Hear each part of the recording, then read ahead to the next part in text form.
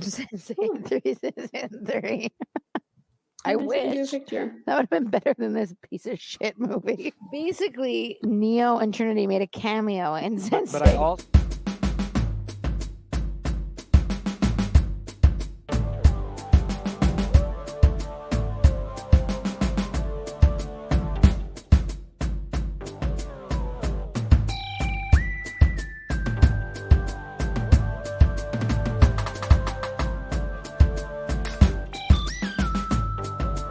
Here we are, and welcome to another episode of the Friday Night Movie Podcast. This is our last recorded episode of 2021. I'm with. Don't let the door hit you on the way out. I don't get that way about years. I try to stay optimistic. Whatever.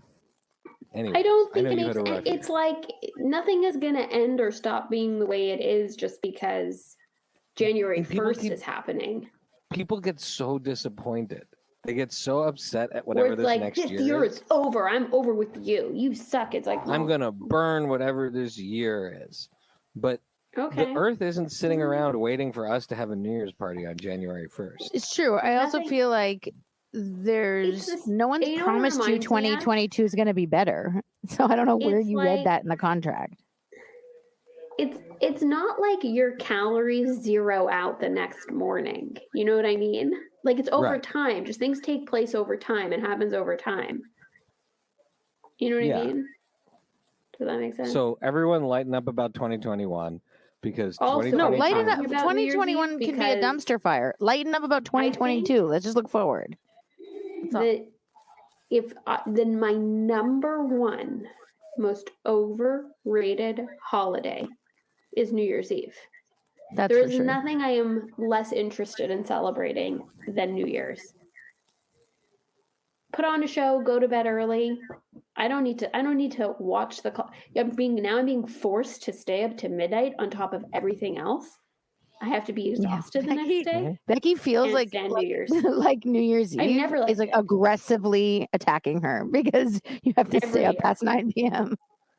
I haven't seen Becky stay up till social midnight. Pressure. And you know who puts the most social pressure on me to stay up till midnight and drink champagne?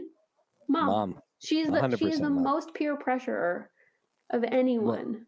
Well, do we have her? It's unclear if we have her. Mom and Dad are just freewheeling their way through this vacation. They may show up in Ottawa with you. Who knows? It's true. They're just appear in places. They showed up. So Lily and I, our families rented a vacation house. Mom and Dad showed up with a trunk. Came with a lot of dead flies. With a trunk filled with coolers. It was just coolers. I don't think they brought clothes. There's just coolers with lox and rotisserie chicken. And I even asked Mom. I said, "Mom, when is this lox from?" She was, "It's from today." I ate it's it. From 3 days 100% ate it.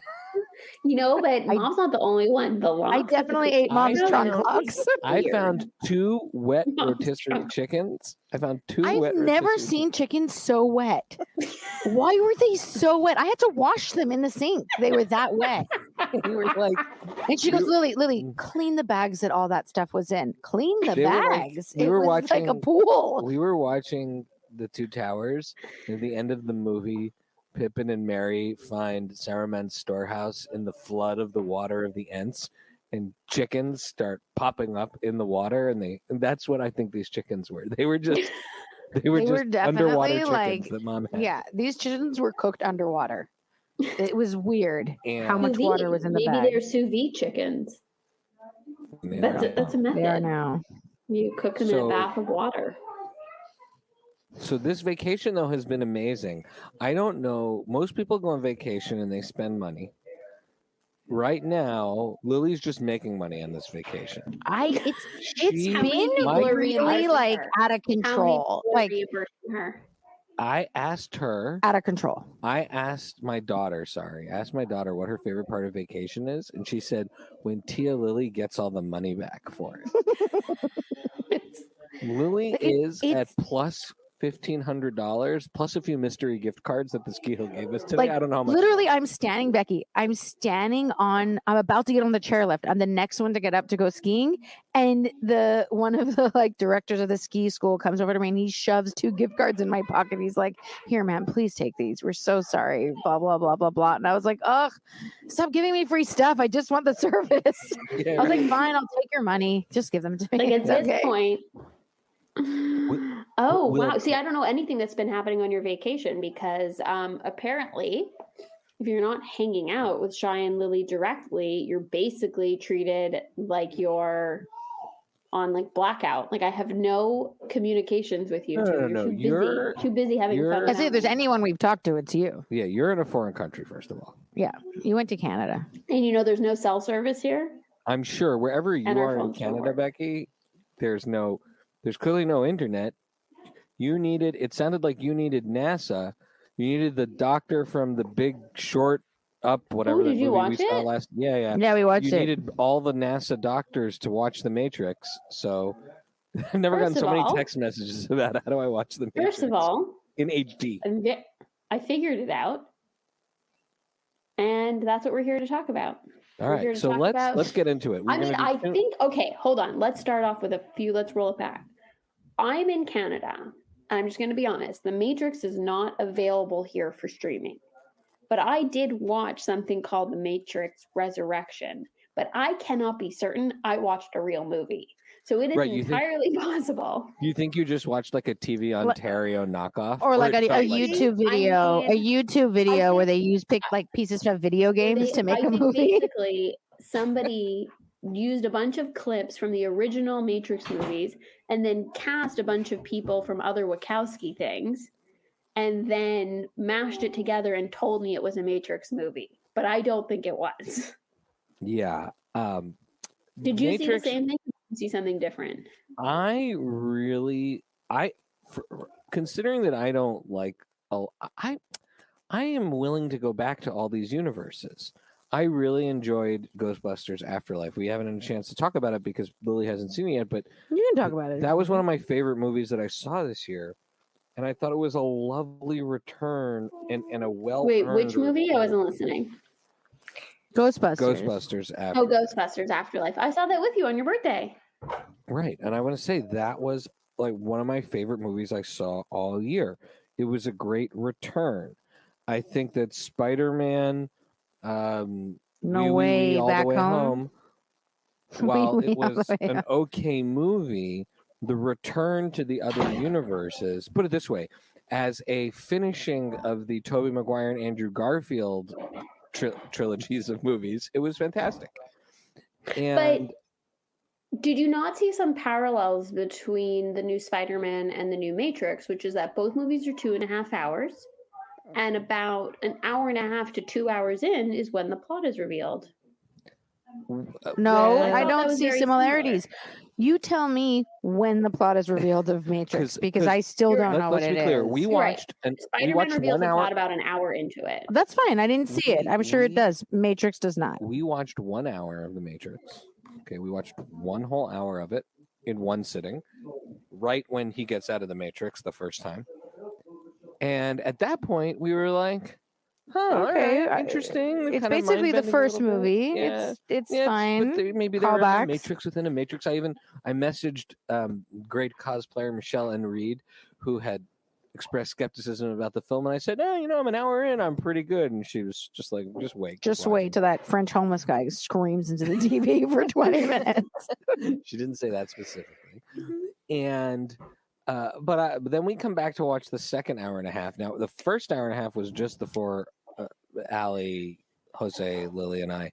The second hour and a half, we introduced Mom, who was, by the way, very upset she missed the first hour, even though she wasn't with us for that part of the vacation, and appeared in the second part of the vacation. Yeah. And much like actually much like the French guy in the middle of the movie, Mom's just yelling at the TV. Yelling at the TV.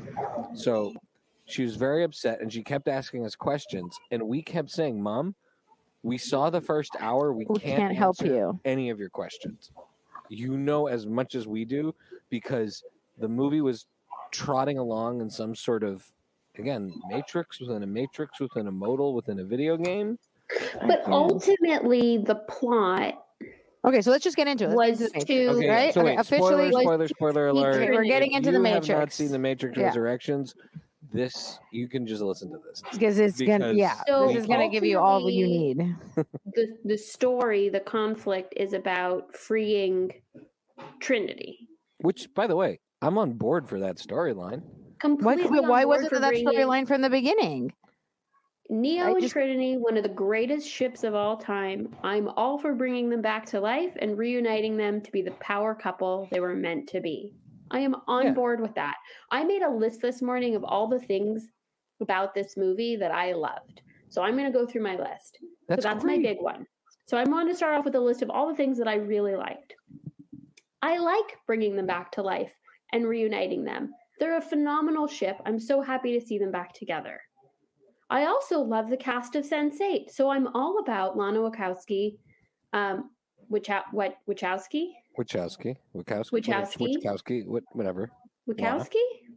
Lana making another film, another vehicle to cast all of her favorite friends from Sense8. I absolutely love that. Agreed. Why not? Who I've never seen before. No, they're only in. Well, a few have been in other things, but generally, most of those people have only been in Sense8.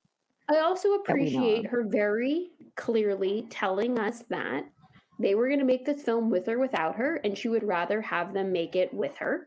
And so, you know what? You created this. This is your world.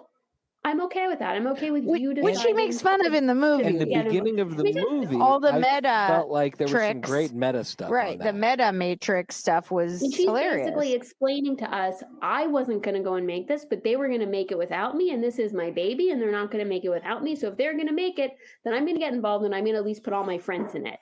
And so I support that. Put all your friends in your movies. Good for you. They're all good actors too, so why not? They're all great actors. That's where I got a little stuck after that. I got, no. I had a fourth one. I also like that some of the robots are good. That was it. Sure. There were a few Transformers. I like that there were some good robots. Some good the robots. Hummingbird manta ray was a bit much, but I didn't understand that. Chocolate. Isn't the one that just whatever hugs that thing? Also, does that thing save anyone? What is that thing? Yeah, it saves. This seems like the meeting where they put like clay on the wheel, paint on the wall, and then they used all those ideas and did not string them together. So, but I like. The manta ray was used. I have a question for you guys about the movie. Yeah. Okay. Can't answer it. Who is the Okay. Who is the bad guy in this movie? Well, there's two. No. I have a better question. Wait, hold on. Let me answer the question. The analyst, who I guess is a upgrade of the architect. So instead of, but is not the ultimate bad guy. That isn't the Matrix in human form. No, it's the architect, right? There's a different There's an architect of the Matrix, which so is behind him, behind Neil Patrick Harris, there is a bigger bad guy. Anti-therapy thing, also maybe, and then which is uncomfortable for me because I'm a big fan of it. And the other, it's like the ultimate betrayal because it's supposed to be his confidant, right? And the other bad guy is. Don't say Smith because they're best friends now. I don't. No, they're not. But I don't understand. If the only way Smith can be free is if Neo leaves the Matrix, and Neo has left the Matrix. Why is Smith having a huge fight with him where he's going to kill him? He's already left the Matrix. I don't think you can explain that. He wanted him to be dead, but then at the end they're like, "We're friends again. I'm here to help you." Well, no, because Smith hates so. Going back to the previous Matrix movies, once Neo jumps into Smith and blows him up at the end of the first Matrix, what they establish in the latter Matrix movies is that Smith essentially becomes this untethered virus program from the Matrix. He's like a free-thinking program, and all he wants to do is destroy the Matrix. Okay. He's dead set on it. He hates Neo, but he also hates the Matrix. Sure. So he wants to kill everybody. Because remember, Smith. I mean, for the record, Jonathan Groff, I'm like 100% behind him being in this movie. So what I want to say, one of the great things in this movie, but I don't understand that character. So one of the great things I liked in this movie was, I loved the casting in this movie, and the new characters, the like the updating of the character. Awesome. I felt like they had done, and in fact, New Morpheus was great. Yeah, New Morpheus was amazing. Which they forgot to use him in the second half of the movie, though, right? Like, I don't know where they ran out of ideas. They ran out of ideas for him. They turned him into the T-1000. He was just floating around in little chips. And that was it. And they didn't bring him back. But he was also, that was a great concept that Neo had rebuilt him as a hybrid of Smith and Morpheus, so he had a different personality.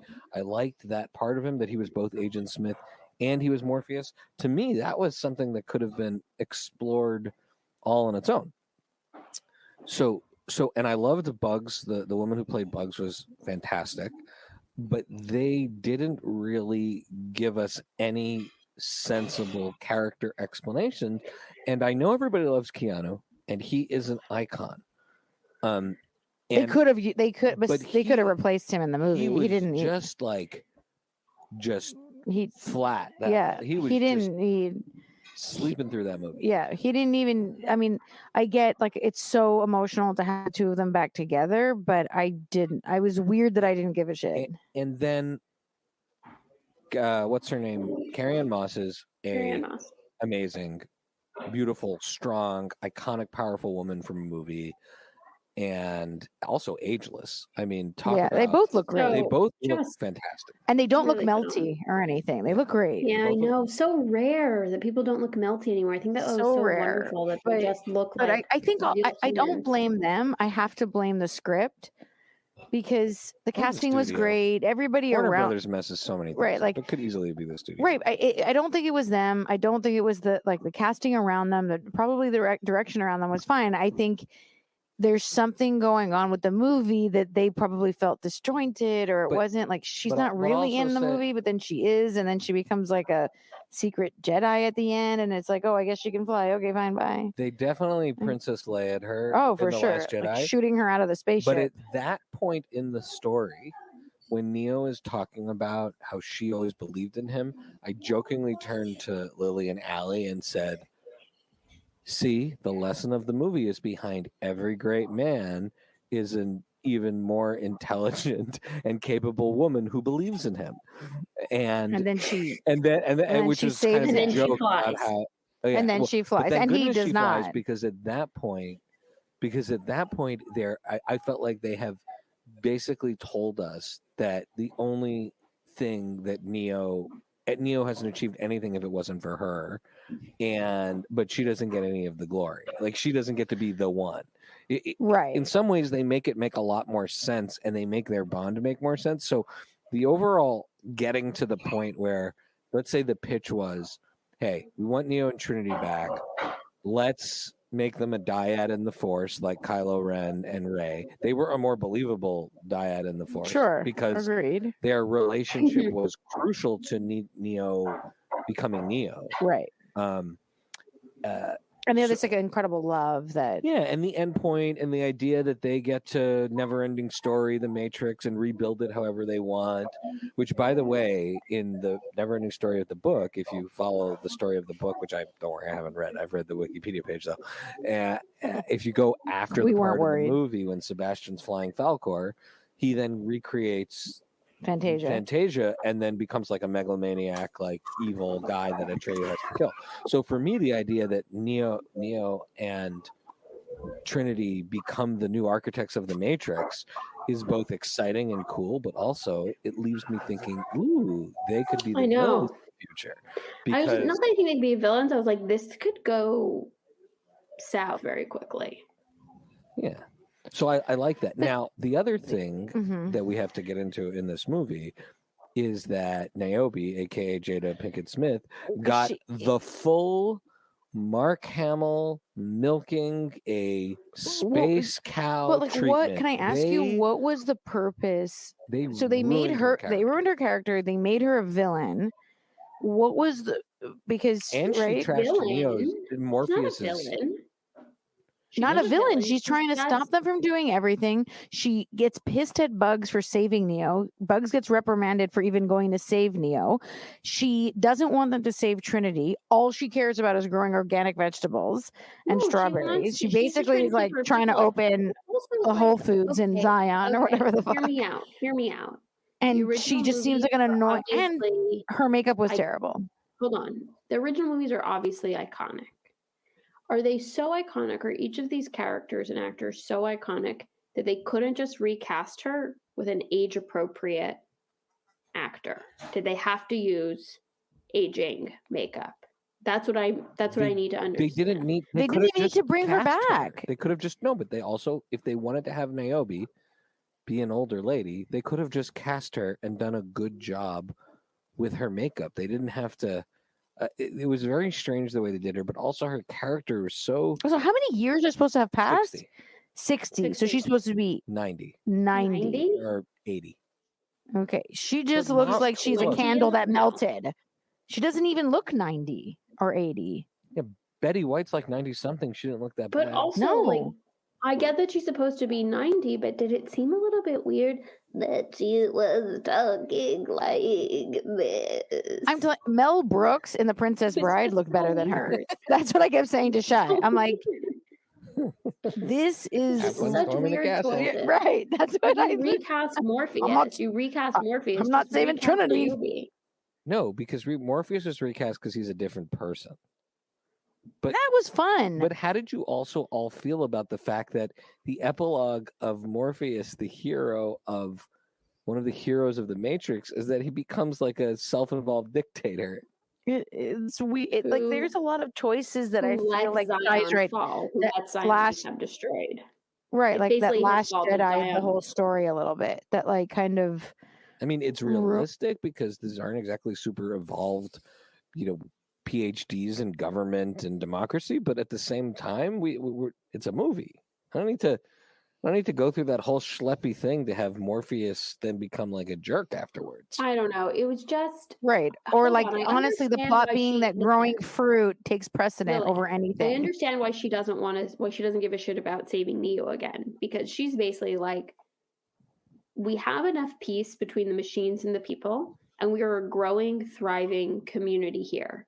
I don't need to disrupt that. My job is to keep these people safe. We are safe now because he sacrificed himself and generally made enough peace between machines and humans that we can live. I don't need to now start extracting him from the Matrix and destabilizing what little stability we have. So I think she makes perfect sense. I knew Becky would make this make but sense that makes sense, but it serves no purpose for the story except for her to like have Neo taste a strawberry for the first time and then her be like, I'm so mad at everyone, and then they escape anyways. That half hour of the part actually cause opposition for them. She doesn't cause them problems. They just escape with her robots. I just want to say there were many scenes that I really, really loved in this movie. There were. Like what? But if I had to discuss one scene that I really didn't like, it was when she's rallying all of her captains to go do this very dangerous mission. And she's just like, who wants to volunteer? And then they all volunteer. And then she's like, but you don't know the mission. And then Wolf from Sense8 is like, but it's for you and you're our leader, so we do it. You guys, like, everything about that scene was pointless and cringeworthy. I think her whole plot line was cringeworthy and pointless. Like, I don't think that she was a proper opposition for them. It was the epitome of doing nothing with her story. She didn't even get a moment to like rally her troops for this important mission. You know what I mean? Like they didn't even give her that. So it was just, I don't know. So I agree that her character, can we just call her the LVP? Or are we going to actually play? Should we play the game? I didn't actually have, but yeah, I mean, her character was done the worst. So things I did like, I liked the idea of an evil therapist being played by Neil Patrick Harris. Amazing. Straight up, great. It was such a great. It was so great. I think Shy's idea that I thought Shy's idea, Beck, that because Neil gets out of his like gooey pod so easily, and then they like, wake him up again so easily, like they did in the first movie, and no one comes after them at all. And so Shy was like, "This is the Matrix." They made all of this to trick him into thinking he's out. And I'm like, oh, that would have been a great plot. And then it just wasn't. And so I was like, this is so easy. Why is this movie so easy? Well, it's very hard to get motorcycle chase scene at the end. And that was it. The other thing I would say from I did a little economic analysis. Not really. I put things in a website. But the last Matrix film, Revolutions, was made for $150 million back in 2000 and whatever, which would be about $230 million today. This movie was made for $190 in today's dollars. That's insane to me, considering it looked like it was made for Netflix. Well, no, but think about how much you had to pay. Oh no, I'm Keanu, not surprised. How much you had to pay Carrie-Anne Moss, right? You had to get those two back. So you get those two back, that's a chunk. They have to pay Wachowski some money. So I don't know how much the cost to make this movie, but I actually don't think it looked like for a big budget studio installment, right? It didn't look like it didn't look like it had a huge budget. It looked like it was filmed to be watched on streaming. And he never fights well in the movie. It's like he didn't even have to work out for this. Maybe that was part of the deal. He was like, I don't want to have to do crazy martial arts. I don't know, get a body double. He mostly just stopped bullets. So bad. We get it. It's a really good move. It's a really good move. I've heard people complain about this, that movies aren't made for the big screen anymore. And I'm not complaining. Certain things maybe don't need to be seen on a big screen, and they're fine to be watched on a cell phone. But I felt like the whole time I was watching it, it was made for me to watch on streaming iPad while my kids are working at school from home. And I'm like hiding in the corner quietly trying to watch something. That's what it felt like. That's interesting. Because we watched it on a television, and it was so this movie was a mess. Let's do our MVPs, because we're going to talk about another movie that's a little bit cooler. So but I meant to say, in case Lana Wachowski ever listens to this, there were things we really did like about it. Tell me what you liked. I gave you my list. I like that you got the cast of Sense8. I like that we had the Keanu Trinity the Neo Trinity reunion. They're such a power couple. I love that they get their happy ending together. I love casting. I like the robots are our friends. I like the casting. And I think the Sense8 people have just proven that they deserve another ensemble show. I like Neil Patrick Harris as a villain. I like the Architect as a villain. I like the three-way enmity between. I just wish I better understood Agent Smith. I really wish I better understood him and how he got to even be Neo's business partner. I really wish I understood those things.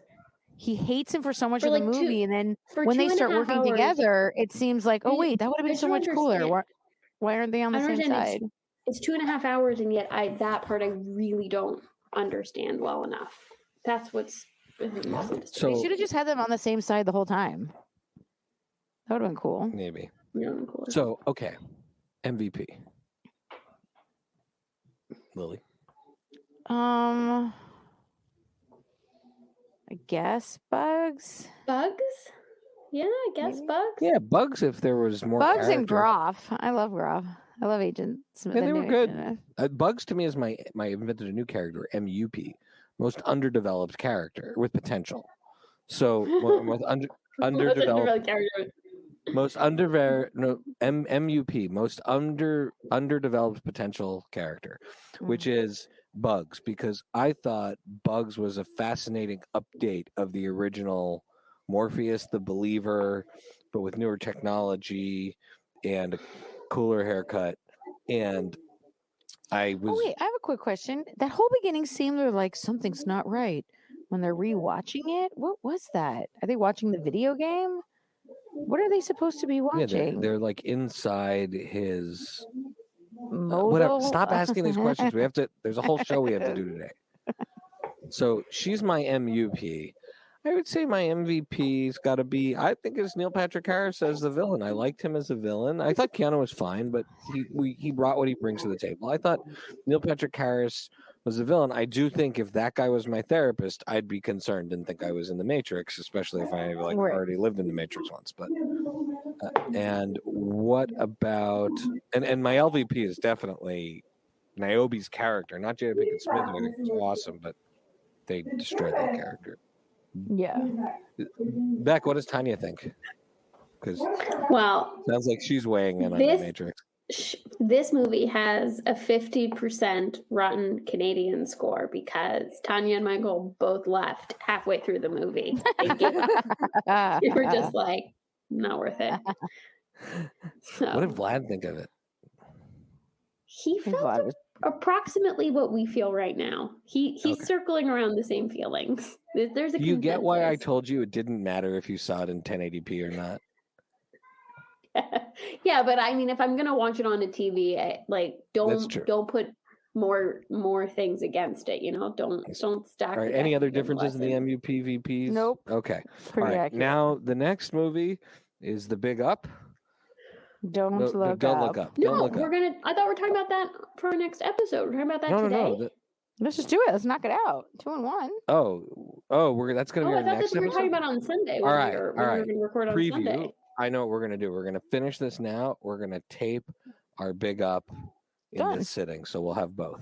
Great. Okay? That sounds great. All right. So stay tuned. Our next episode is going to be about the Big Up. Now we're going to get everybody's what? Lily. Yeah, Beck. I have to leave. Either way, I have to leave in 20 minutes. Wait, you said you had to leave at... I feel like the time keeps moving. This is like the Matrix. Well, except we don't have any organic fruit in the house. Okay. Anyways, all right. So the next movie we're gonna. My stomach is a mess. If you went to the land of sour cream, I don't know what to tell you. Okay. All right. So let's just talk, since it's the end of the year. Let's just talk about our recs for the year. We don't have to do an exhaustive list because we've done so many recs. I have some things that are just sitting with me for the end of the year, and I would say the best show, and I know this is a big year with things like Succession and. Sex and the City coming back, but the last thing I watched was Dopesick, and that was the best acting TV show thing I've. The best thing I've watched is Shai telling me about that show because I'm never watching it. It sounds so depressing. I thought Dopesick was incredible. Michael Keaton, Caitlin Dever, Peter Sarsgaard, it's perfection in acting. The storytelling is absolutely terrifying, and it seems like a pretty darn true story as far as we know. So Dopesick is probably the best thing I've seen. Where can people watch it? Watch it on Hulu. It's a Hulu production, I believe. Just wanted to make sure you said that. But yeah, Hulu, Dopesick. It's about the Oxycontin industry addiction in the United States and the Sackler family who owned Purdue Pharma that helped propagate this awful scourge on the country, and it is a powerful and convincing movie. Then I would say the actor of the year who I really recommend people checking out, who I think stole Reservation Dogs, is Paulina Alexis. She plays with Jack on Reservation Dogs, and you make it. I know you all haven't seen to the end, but her character really emerges to me as one of the most interesting characters, but her acting is so good and offbeat, and I can't wait to see particularly what happens with season 2 with her character.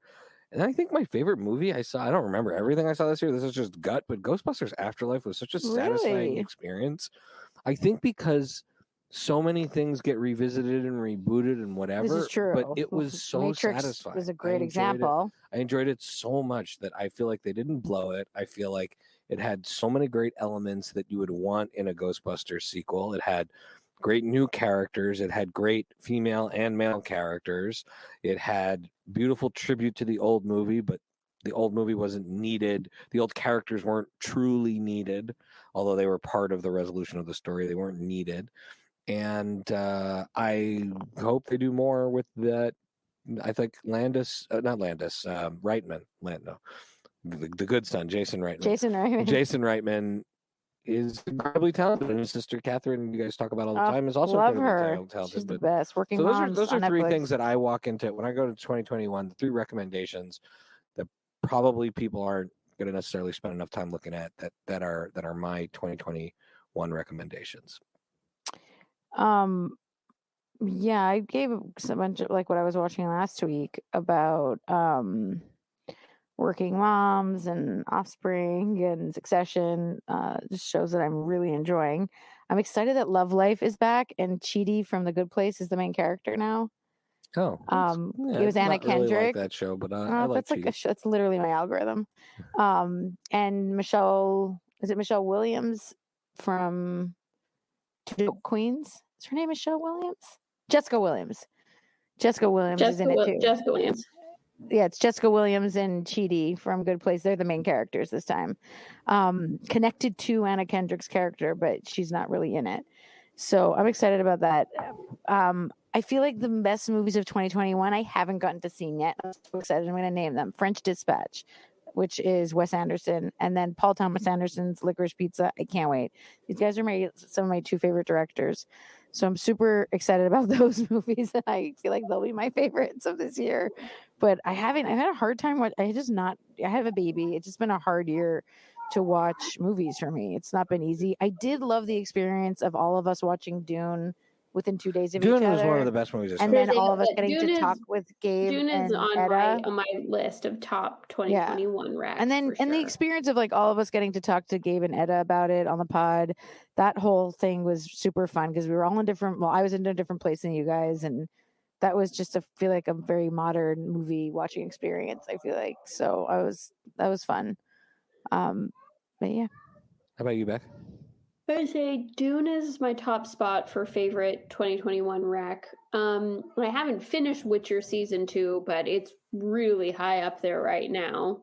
That's exciting. Yeah, I can't wait to watch that. I think 5 episodes I've seen. Each one is, or 4 episodes. Each episode is incredible. Episode 3 is outstanding. So I big time recommend. We should just let this roll in here. Where the room Lily and I are in is actually the house we rented, has a combination dance studio movie screening theater, and we should just pretend we are still recording after this and just watch Witcher episode 3. You should, because I'm gonna have to leave earlier than you guys do, and you should just watch episode 3. It's so good. Beck, the amount of performances and talent shows our children have put on for us since we've been here, I cannot explain to you how many performances. Have to build stages in your basements now? No. Like little theater stages? Definitely not. We've had just an incredible amount of live theater since we've gone on vacation. I mean, it's been a hard year to go out during COVID, so it's really nice you've been able to catch some live performances. That's wonderful. Absolutely. Yeah, those are right now my top recs. I do have a soft spot for Barb and Star Go to Vista Del Mar. I think that was a bright spot early in the year for me. That was this year because I watched it when I first arrived in Arlington, and that was like a really tough couple of weeks. I remember watching that and being like, I don't know, this movie just does it for me. It makes me laugh in every level. To you. It just speaks to me. It's my language. It's my love language. So there's something about that movie that I'm deeply moved by. Yeah. So if I'm going to give 3, I'm going to give those 3: Dune, The Witcher, and Barb and Star. Those are all good ones. Okay, Becky, where can people follow you? At Paper BK Princess on Twitter. And by the way, it's at Paper BK Princess because it's a nod to the paper bag princess. Sometimes I feel like I should share that backstory. That's all. By Robert Munch. Robert Munch. Lily, where can people follow Michael Marchenko? Lily, where can people follow you? Chichi, CHICHI Gomez on the Twitter. I will not share the backstory of that. You can listen to other episodes to find out about my handle. You can follow me at Pancake and the number 4 table. That's Pancake 4 table on Twitter and Instagram. All the Friday Night Movie shenanigans are at Fry Night Movie on Twitter and Instagram, or FridayNightMoviePod.com, where you can sign up for our newsletter. And we have made good on our promise. Less than monthly newsletter. Who knows when the next one will come out? But we will have a great playlist in it and a fun giveaway. We've got some new merch and design stuff in the work. We actually now have some individual clear stickers of the new Aferos designed, Lindsay Goldberg designed Lily character and Becky characters. I have not ordered the Pancake Man just yet. Aww. The theme music is by What Does It Eat? And that will kick in now. we will dance our way into the afternoon. Check out the show notes for all the organizations we're supporting. So great to do this with you guys. Love you. Bye. Love you. Happy New Year. Bye.